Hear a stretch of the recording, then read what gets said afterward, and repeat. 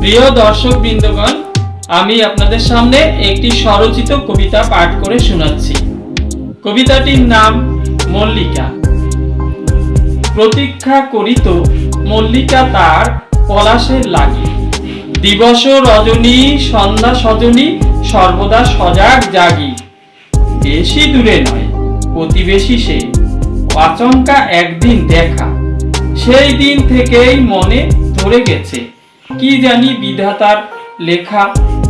মল্লিকা বড় ভালোবাসিত, পলাশ কি জানে তাহা? মনে মনে সে কত লেখে, জানে না পলাশ যাহা। একদিন হলো কি জানো, মনে জাগিল ঢেউ। পলাশ বলে, যাবি সিনেমায়? জানিবে না তাহা কেউ। চুপি চুপি তাই মল্লিকা সেই নামিল সেদিন পথে। কাপা কাপা স্বরে কম্পিত রবে বলে পলাশের সাথে, কোন দিন পথে বাহির হয় নাই, ট্রেনেও ওঠে নাই কভু। পলাশের লাগি পথের সন্ধানে মল্লিকা চলিল তবু। হলে আসিয়া ছবি দেখিয়া লাজেতে লুকায় চোখ, আহ্লাদে হাসি গদগদ ভাসি বাড়িল প্রেম রোগ।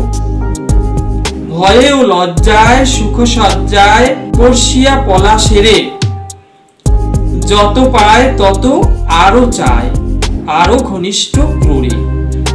নিজেরই অজান্তে ভাসাইল মন স্বপ্নের তরে তরি, সর্বশান্ত করিয়া ক্ষান্ত ভাসাইল কপ রবি। এমনি করিয়া রঙ্গ রসে দিন কাটিয়া যায়, আর কেউ না জানিলেও জানে মল্লিকার মায়।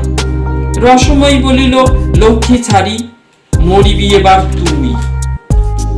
কে তোর সর্বনাশ করিল, মরিবি ও মরিব মুই। হায় বিধাতা কুমারী মাতা, সমাজ মানিবে কি তোকে? গালি পারিবে প্রতিবেশীরা, সর্বদা ভাজিবে রোষে। যে আশায় মল্লিকা ঘর বাঁধিল, সে আশা হলো না খাসা। মনের পাখিটা উড়িয়া গেল, বাঁধিল নতুন বাসা। অসীম আনন্দে গড়িয়া বিধাতা নিরানন্দ দিলা বাটি, মল্লিকা তাই ভূমিতে পড়িয়া আঁকড়াইয়া ধরিল মাটি।